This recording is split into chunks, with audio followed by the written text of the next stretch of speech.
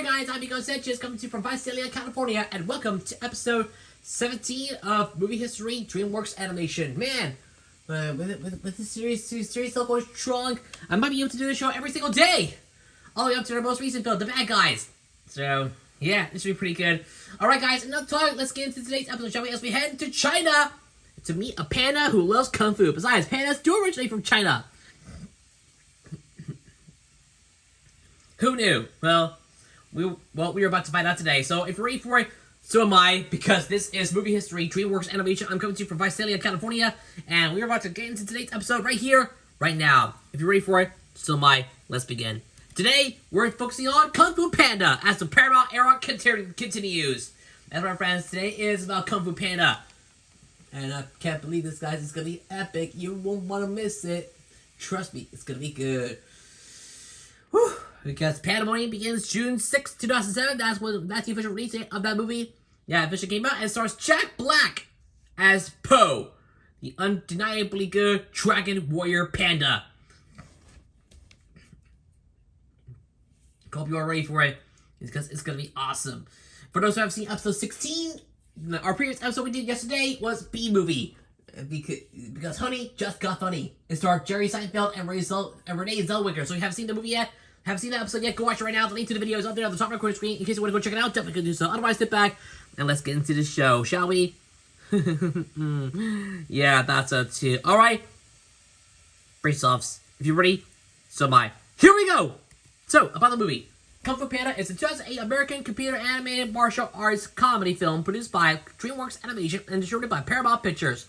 It is the first installment in the Kung Fu Panda franchise. Directed by John Stevenson, is featured directorial debut, and Mark Osborne. The film stars the voices of Jack Black, Dustin Hoffman, Angelina Jolie, Ian McShane, Seth Rogen, Lucy Liu, David Cross, Randall Duck Kim, James Hong, David Fogler, Michael Clark Duncan, and Jackie Chan. The film is set in a version of ancient China populated by anthropomorphic animals and revolves around a bubbly panda named Po, a kung fu enthusiast. When a notorious kung fu snow leopard named Tai Lung is foretold to escape from prison, Po is unwittingly named the Dragon Warrior, a kung fu legend that allows him to defeat. The film was originally conceived by Michael Lachance, a DreamWorks Animation executive. It was originally intended to be a parody of martial arts films, but director Stevenson decided instead to make an action comedy wuxia film that incorporates the hero's journey narrative archetype for the lead character. The computer animation in the film was more complex than Zimmer. Yeah, more complex than anything DreamWorks had done before. Though, as well as with most DreamWorks animation films, Hans Zimmer, this time collaborating with John Powell, scored Kung Fu Panda. He visited China to absorb the culture and get to know the China National Symphony Orchestra as part of his preparation. No. Kung Fu Panda premiered in the United States on June 6, 2008. The film received positive reviews for its mature themes, faithfulness to the Chinese environment and tradition, action sequences, and writing. Kung Fu Panda opened in 114 theaters, grossing $20.3 million on its opening day and $60.2 million on its opening weekend, resulting in the #1 position at the box office. The film became DreamWorks' biggest opening for a non-sequel film, making it the third highest-grossing film of 2008, the highest-grossing animated film of the year worldwide, and also had the fourth largest opening weekend for a DreamWorks film at the American and Canadian box office, behind all 3 Shrek sequels. The successor to Kung Fu Panda launched a multimedia. The success of Kung Fu Panda launched a multimedia franchise and a series of 2 sequels, starting with Kung Fu Panda 2 in 2011. And yes, I will talk about Kung Fu Panda in a future episode of this series. And where will Kung Fu Panda 2 be at? Episode 23. So yeah, Kung Fu Panda 2 will be on episode 23 of the show. So stay tuned for coming real soon. I thought you never asked, but yeah, that's good. Let's get into the movie stats. Directed by John Stevenson, Mark Osborne, screenplay by Jonathan Abel and Glenn Berger, and story by Ethan Reif and Cyrus Voris, produced by Melissa Cobb, starring Jack Black, Dustin Hoffman, Angelina Jolie, Ian McShane, Seth Rogen, Lucy Liu, David Cross, James Hong, Randall Duck Kim, Dan Fogler, Michael Clark Duncan, and Jackie Chan. Edited by Claire Knight. Music by Hans Zimmer and John Powell. Production company DreamWorks Animation. Distributed by DreamWorks Animation and Paramount Pictures. Release dates are May 15th, 2008 at the Cannes Film Festival, and on June 6, 2008 in the United States. Running time is 92 minutes. Countries, United States. Language is English. The box budget, $130 million, and the box office, $631.7 million. That's a lot of money, my friends. A lot of money. But you get the point. Let's get into the plot of the film. In the Valley of Peace, a land in ancient China inhabited by anthropomorphic animals, the clumsy panda Po helps its adopted father, Mr. Payne, to run their noodle restaurant. But dreams of fighting alongside the Furious Five, Tigress, Monkey, Crane, Viper, and Mantis, a group of Kung Fu masters trained by Master Shifu. The wise Master Oogway, Shifu's mentor, predicts that Shifu's former protege, the evil Tai Lung, will escape from prison and attack the valley to obtain the Dragon Scroll, a legendary artifact he had previously been denied. Shifu sends Zhang, the goose, to increase the security of the prison, while he holds a tournament for the fight so that Oogway can identify the Dragon Warrior, the prophesied hero worthy of reading the scroll, which is said to grant limitless power on its reader. Po arrives too late to enter the arena. Desperate to see his idols, he accidentally launches himself into the middle of the arena, where Oogway acclaims him as the Dragon Warrior, to the astonishment of everyone present. Believing Oogway's decision to be an accident, Shifu tries to dispose of Po with a harsh training regimen. While the five dismiss Po as an enthusiast with no potential in martial arts, Po considers quitting, but after receiving encouragement from Oogway, he endures his training and gradually befriends the five with his resilience, culinary skill, and good humor. During this time, Po learns that Shifu's cold and distant behavior stems from his own shame over Tai Lung's betrayal, having raised him from infancy. Meanwhile, Zhang's warnings are ignored, and Tai Lung escapes from prison by picking his locks with one of the goose's feathers and vanquishing the guards. Having learned about this calamity, Shifu informs Oogway, who makes him promise to believe in Po. Oogway then passes on to the heavens in a stream of peace blossoms. Upon hearing that Oogway has died and that Tai Lung is fast approaching, Po, still unable to make any progress with Kung Fu and fed up with the harsh treatment he has endured, makes Shifu admit that he does not know how to train the panda into the Dragon Warrior. Tigress, the preeminent member of the five, overhears this and leads her team to confront Tai Lung. However, Shifu discovers that Po is capable of impressive physical feats when motivated by food, and successfully trains Po by incorporating these feats into an innovative Kung Fu style, using food as positive reinforcement. The Furious Five put up a good fight against Tai Lung, but are soon overwhelmed by his nerve strike technique. Shifu decides that Po is ready to receive the Dragon Scroll, but the scroll is blank. Reflective surface does not reveal any powerful secrets, believing it really was dumb luck that Po was chosen. Po and the five evacuate the inhabitants of the valley, while Shifu prepares to face Tai Lung. In trying to console a distraught Po, Mr. Payne reveals that his secret ingredient soup has no secret ingredient, explaining that things are special if people believe they are. Realizing that this is the message of the Dragon Scroll, which only displays the reader's own face, Po rushes them back to help Shifu.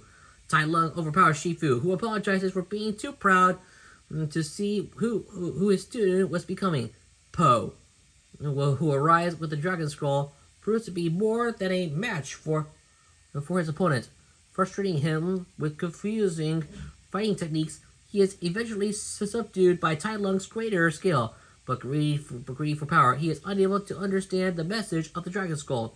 Discovering that his body fat renders him immune to Tai Lung's nerve strikes, Po trouses his adversary with his new Kung Fu style, and eventually removes him from existence using the mysterious Wuxi finger hold. And here's a note.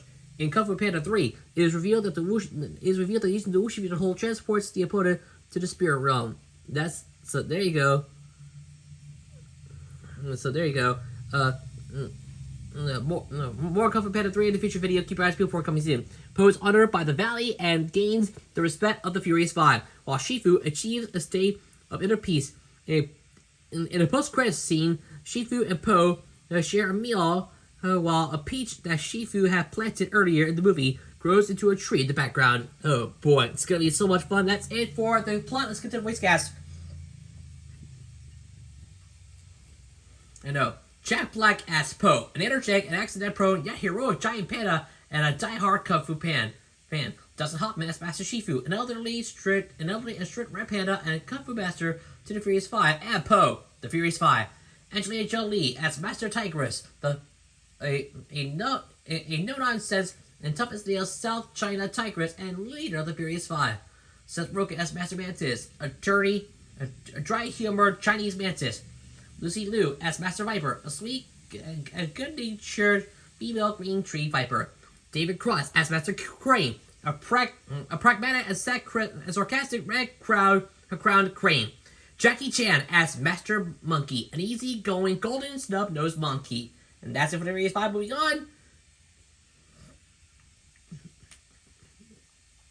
on. Ian McShane as Tai Lung, an arrogant and aggressive snow leopard who was formerly Shifu's adopted son and student. Ryan Osborne as young Tai Lung. James Hong as Mr. Ping, Po's adopted father, and a happy-go-lucky Chinese goose who runs a noodle restaurant.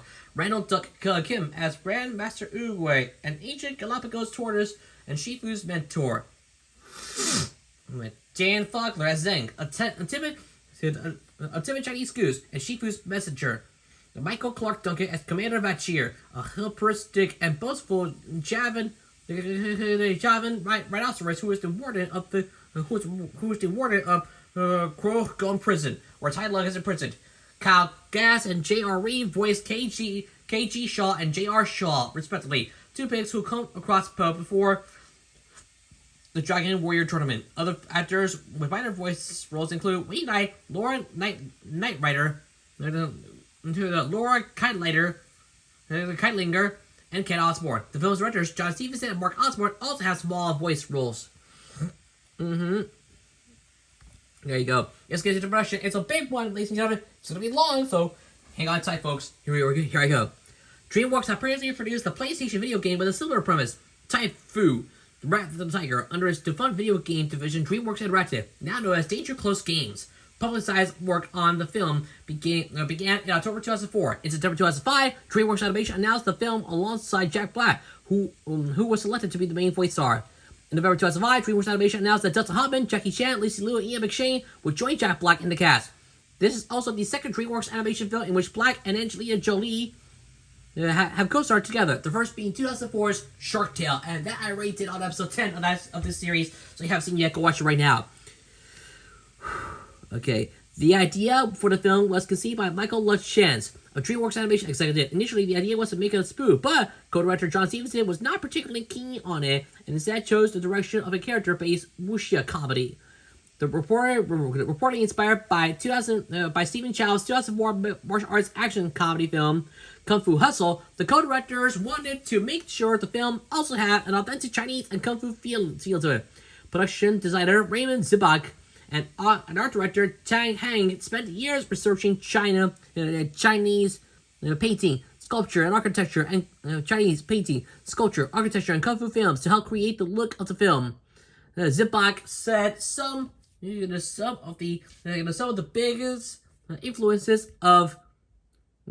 biggest influences for him are the more artful martial arts films like Hero, House of Flying Daggers, and Crouching Tiger, Hidden Dragon. Stevenson's aim for the film, which took 4 years to make, was to make the best-looking film DreamWorks has ever made. The hand-drawn animation sequence at the beginning of the film was made to resemble Chinese shadow puppetry. The opening, which was directed by Jennifer Yu Nelson and produced by James Baxter, was praised by the New York Times reviewer Manohla Dargis as striking and visually different from most mainstream American animations. Other reviewers have compared the opening to the evocative style of Genndy Tartakovsky's Cartoon Network series Samurai Jack. Ooh, Genndy Tartakovsky. You know his name. He also created Texas Laboratory, so remember that. The rest of the film is modern computer animation, which uses bright, upbeat colors to evoke the natural landscape of China. The end credit sequence also features hand-drawn characters and still paintings in the background. Okay. Ugh.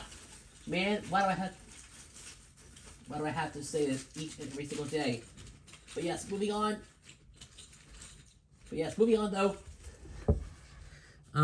The computer animation used throughout the film was more complex than anything DreamWorks had done before. And I believe this should be a good one to believe.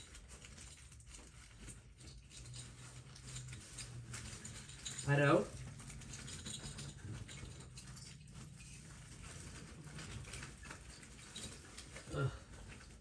When I was working on the background, I believe that some things should never be changing. And that is exactly why we have to do this.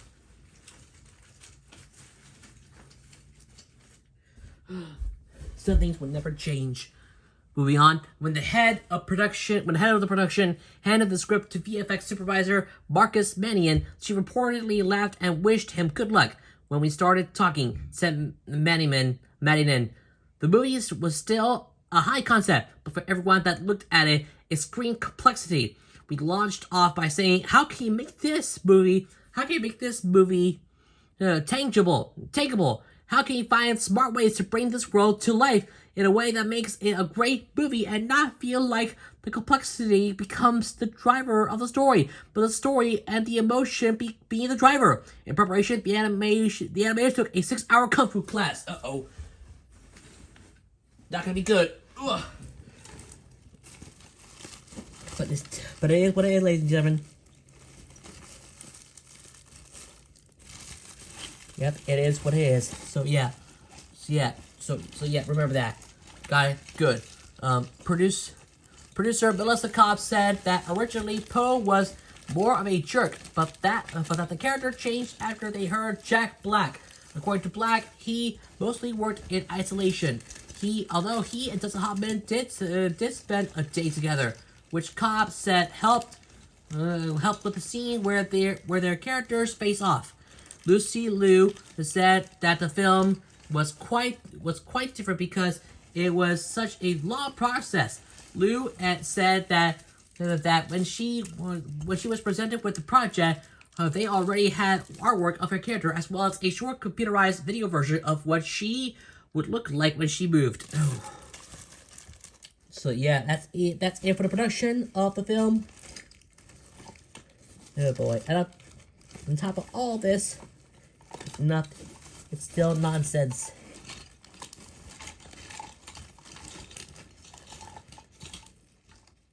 Yes, it's still nonsense at all.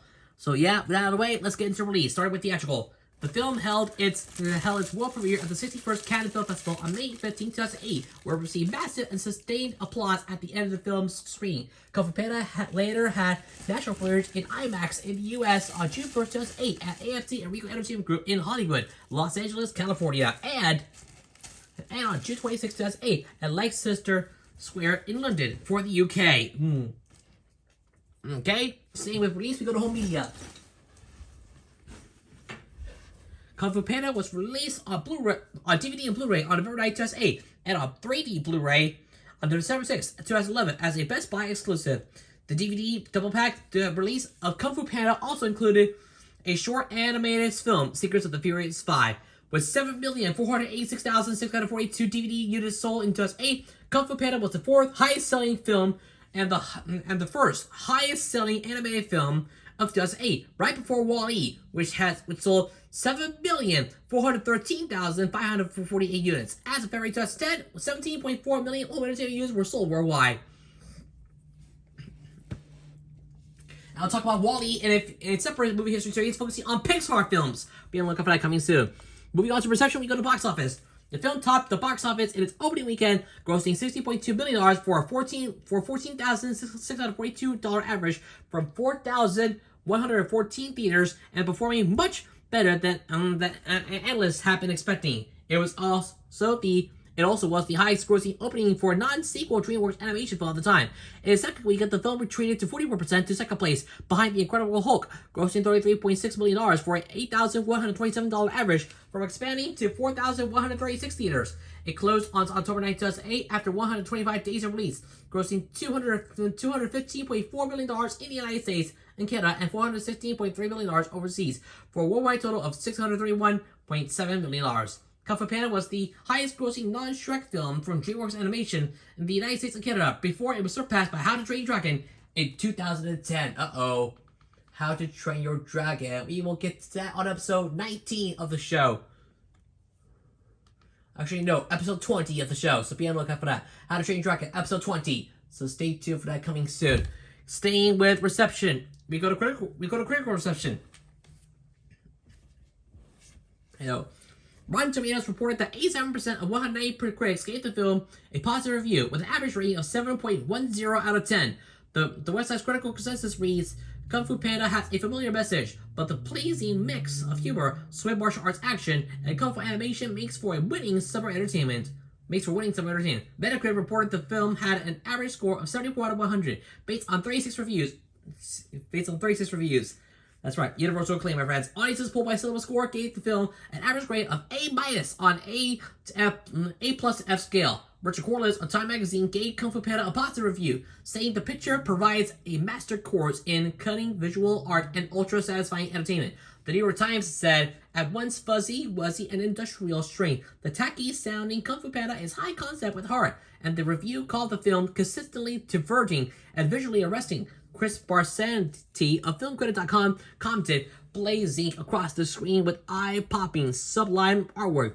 Kung Fu Panda sets itself apart from the modern domestic animation trend with a sheer beauty. The film enters instant classic status as some of the most gorgeous animation Hollywood has produced since the golden age of Disney. And we'll get to that in our next episode of Movie History Walt Disney Animated Series, where we'll be about Tarzan. So stay tuned for that coming soon. Michael Phillips of the Chicago Tribune called the film one of the few comedies of 2008 in any style or genre that knows what it's doing. However, Tom Charity of CNN criticized the action for tending to blur into a whirlwind of slapstick chaos, and considered the character of Poe too similar to others played by Black. Peter Howell of the Toronto Star awarded the film 2.5 stars, considering it to have a lack of story that frequently manages to amuse, if not entirely to delight. By the way, CNN stands for Cable News Network, so remember that. Kung Fu Panda was also well received in China. It made nearly 110 billion won by July 2nd, 2008, becoming the first animated film to earn more than 100 million won in China. The Chinese director Lu Chuang commented, from a production standpoint, the movie is nearly perfect. Its American creators showed a very sincere attitude about Chinese culture. The film's critical and commercial success in China led to some local introspection about why no film like Kung Fu Panda has been produced in China, with commentators attributing the problem variously to lower film budgets in China, too much government oversight, a dearth of national imagination, and overly reverent attitude to China's history and cultural icons. Wow, that's a lot.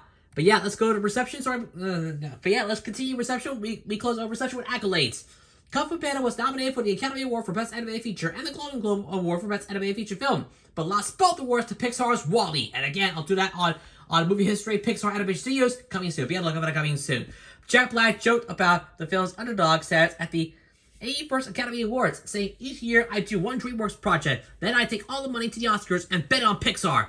By contrast, Kung Fu Panda won 10 Annie Awards, including Best Animated Feature, out of 16 nominations, which sparked controversy, with some accusing DreamWorks head Jeffrey Katzenberg of rigging the vote by buying a FIFA Hollywood memberships with voting power for everyone at DreamWorks Animation. So let's take a look at the accolades right now. It goes like this. Let's start with award, category, name, and outcome. Let's do it, guys. Academy Award. Best Animated Feature, John Stevenson, Mark Osborne, nominated. Yeah, again, lost to WALL-E, so remember that. Annie Awards. Best Animated Effects in Animated Production, Lee Ming Lawrence Lee, won! I love it. Best Animated Feature, won! Yay. Best Character Animation, James Baxter, won! Felipe LeBrun, nominated. Dan Wagner, nominated. Best Character Design in Animated Feature Production, Nico Marlette, won! Best Directing in Animated Feature Production, John Stevenson and Mark Osborne, won! Best Music in Animated Feature Production, Hans Zimmer and John Powell, won! The Best Production Design in Animated Feature anime feature production. Tong Ching Hang won. Raymond Zibok nominated. Best story reporting in anime feature production. Jennifer Nelson won. Alessandro Carloni nominated. Oh boy. Best voice acting in anime feature production. Dustin Hoffman won. James Hogg nominated. And Ian McShane nominated. And best writing in anime feature production. Jonathan Abel and Glenn Berger won. That's right, my friends. ASCAP Award. Top box office films. Hans Zimmer and John Powell won. Yay.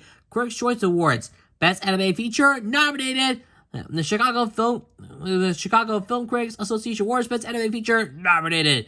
Golden Globe Awards. Best anime feature film nominated. Again, lost to WALL-E. So remember that. So yeah, Golden Tomato Awards. Best anime feature for Kung Fu Panda, 2nd place. And Why Release also for Kung Fu Panda, 5th place. Oh boy, this is just not going to be good. Moving over to the rest of the accolades. And Golden Tomato Awards, Best Animation / Family, nominated. Huabio Awards, Best Outstanding Translated Film, won! Yay! National Movie Awards, Best Family Film, nominated. You know why? It lost to WALL-E. That's right. WALL-E. Remember that. It's from Pixar. So remember that. Nickelodeon Kids' Choice Awards, Favorite Voice for an Animated Movie, Jack Black, won! Hey! Favorite Animated Movie, nominated. Boo! Alright. Online Film Critics Society, Best Animated Film, nominated. Producers Guild of America Animated Motion Picture, Melissa Cobb, nominated. People's Choice Awards, Favorite Family Movie, nominated. Teen Choice Awards, Choice Summer Movie, nominated. Comedy, nominated. Visual Effects Society. And finally, in the Visual Effects Society, Outstanding Animated Character in an Animated Motion Picture, Jack Black, Dan Wagner, Nico Marland, and Peter Farson, nominated. Outstanding Animation in an Animated Motion Picture, Marcus Manningen, Dan Wagner, Alex Parkinson, and Raymond Zabak, nominated. And Outstanding Effects Animation in an Animated Motion Picture, Marcus Manningen, Alex Parkinson, Amari Abel, and Li Ming, Lawrence Lee, nominated. That's too bad. Alright, move over to soundtrack. As in most DreamWorks animated movies, composer Hans Zimmer scored Kung Fu Panda. Zimmer visited China to absorb the culture and got to know the Chinese National Symphony as part of his preparation. In addition, Timbaland also contributed to the soundtrack. The soundtrack also includes a partially rewritten version of the classic song Kung Fu Fighting, performed by CeeLo Green and Jack Black for the end credits. Furthermore, in some versions, the ending credit was sung by Rain. Although Zimmer was originally announced as the main composer of the film, during a test screening, CEO of DreamWorks Animation SKG Jeffrey Katzenberg announced that composer John Powell will also be contributing to the score. This marked the first collaboration in 8 years for the two, who have previously worked together on DreamWorks' The Road to El Dorado and the action thriller Chill Factor. And by the way, if you want to go check out The Road to El Dorado, you can do that on episode 3 of this series.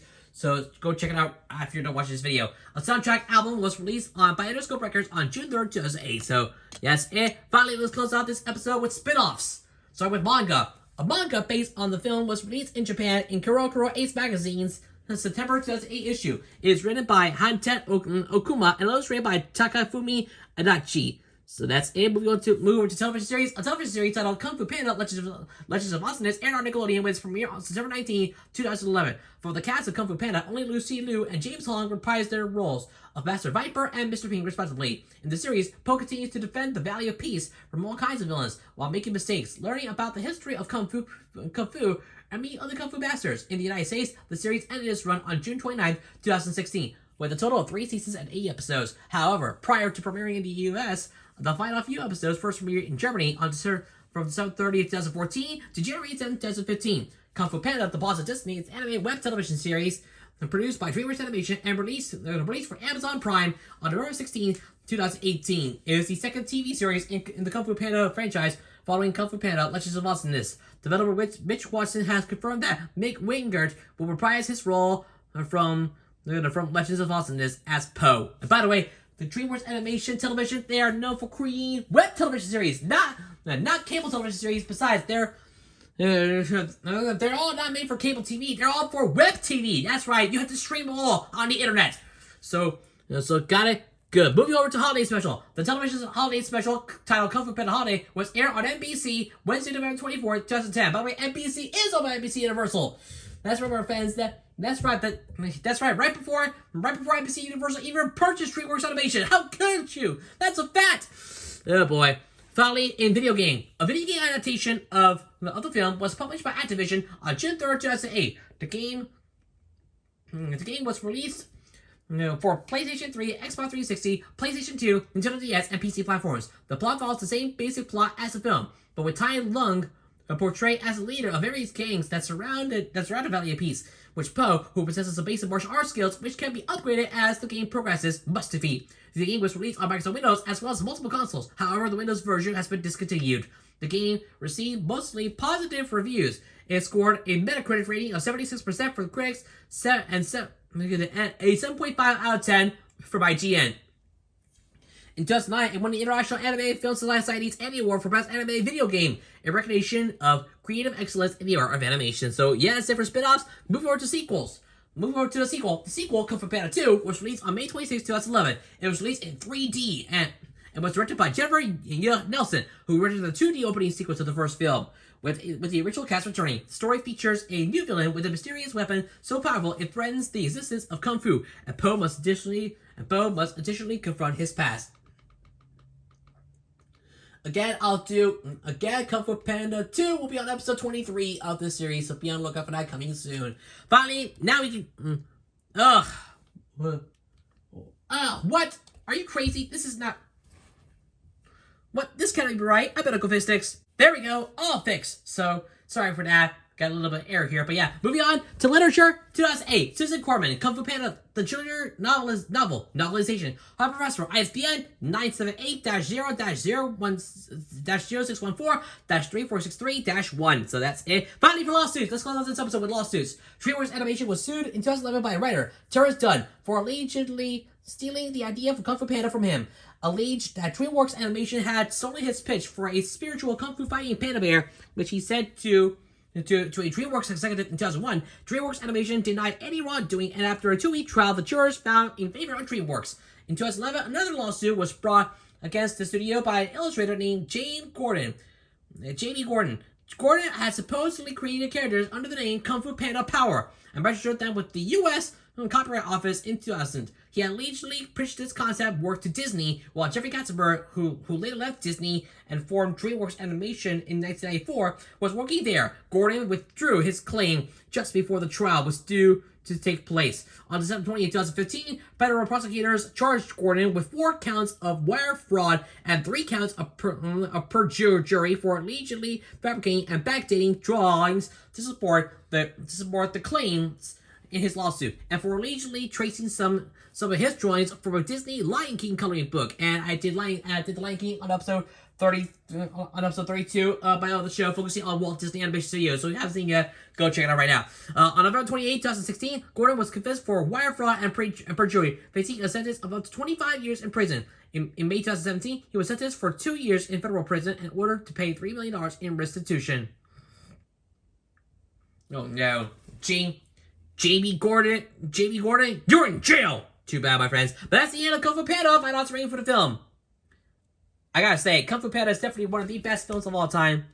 No doubt that Kung Fu Panda is definitely on my must-watch movie list. Besides, the film is available on Netflix, but not for long because it'll leave Netflix on March 31st. So you better hurry up. Because once that movie is gone, it's gone forever. So that means you better find another stream someplace. You better find another place to stream it. How about right here on YouTube? It's a good place to watch it. If you already bought the movie, why not? Go do it right now. But for now, though, I gotta end it right here. With that being said, on scale 1 to 10, I'm giving Kung Fu Panda a score of 9.5 out of 10. Amazing to perfect. Oh, it's a good time. So yeah, that's all everything you need to know. Good job, Kung Fu Panda. DreamWorks, you did it again, my friends. And we can't wait to see you again for the sequel, Kung Fu Panda 2. However, it's just my personal and conservative opinion. Feel free to agree or disagree with any of in the comments section below. Otherwise, that's it for today. Thanks for watching another episode of Movie History, DreamWorks Animation. Hope you guys had a lot of fun. I can't wait to see you all again real soon for the next episode. Be on the lookout for Savory Supremacy coming later as Fun Come Alive takes on Mimi. You do not want to miss it. And also stay tuned for movie history, Walt Disney Animation is coming soon, where we'll be taking a look at Tarzan, being a look at that as well as a new episode of Rob T 047 that was Long History Told coming this Saturday. We'll be taking a look at PBS, requested by Carter and Florin, as a public broadcast service being that. So be on the lookout for that coming this Saturday. For the rest of the schedule, check us out on cool videos on the channel. Otherwise, that's it for today. I'm Miguel Sanchez. Thanks for watching, and I'll see you next time on Movie History, DreamWorks Animation. And yeah, be on the lookout for the next episode coming soon. As the Paramount era continues, episode 18 is Madagascar, Escape to Africa. So that's right, my friends. Still, you guessed it, still together, still lost. Uh-oh. November 7th, 2008. That's right. We're taking a look at DreamWorks' other movie, also released in 2008. That's right, Madagascar, Escape to Africa. We'll be taking a look at it next time. Besides, it's a sequel to Madagascar, which I rated on episode 11 of this series, so if you haven't seen yet, go watch it first, and then come back as we take a look at Madagascar, Escape to Africa. So don't miss it, guys. Otherwise, thanks for watching. If you want to go catch up on past episodes, go do so right now. Got a playlist for you from Ants all the way up to Kung Fu Panda. The link to the playlist is up there on the top right corner screen. At the time of doing this video, I reviewed at the time of doing this video, I did Ants, The Prince of Egypt, The Road to El Dorado, and his prequel, The Chosen King of Dreams. I did all 3 collaborations with Armin, that being Chicken Run, Lost Scrubber, The Curse of Red Rabbit, and Flushed Away. I did the first 3 Shrek films. I did Spirit, Standing on the Cimarron. I also did Sinbad, Legend of the Seven Seas, Shark Tale, Over the Hedge, and B-Movie. And I got lots more coming your way real soon, so please click that link up above and catch up on past videos right now. So, but for now, I gotta end it right here. So thanks for watching. I'll see you again real soon for episode 18 of Movie History, DreamWorks Animation, as we take a look at Madagascar, Escape to Africa. So until the time comes, please remember to leave a like, share this video with your friends, leave a comment down below, and don't forget to subscribe to my channel. Also, to our notifications to miss the video. Subscribe notifications to our miss the video for me as we're on the road to 1,700 subscribers. Thanks for watching. Have a great rest of your day, and I'll look forward to your company again real soon. I'm Miguel Sanchez for Movie History, DreamWorks Animation, coming to you from Southern California. Thanks for watching. Have a great rest of your day. Like, favorite, subscribe. By the way, I will be looking at Madagascar, Escape to Africa next time. Besides, it's leaving Netflix on March 31st. Same day as Kung Fu Panda and B-Movie. So you better hurry up and watch it, guys. Whew. But for now, I got it right here. So thanks for watching. Until then, like, favorite, subscribe. Thanks again for watching. I'll see you guys in another video. Laters!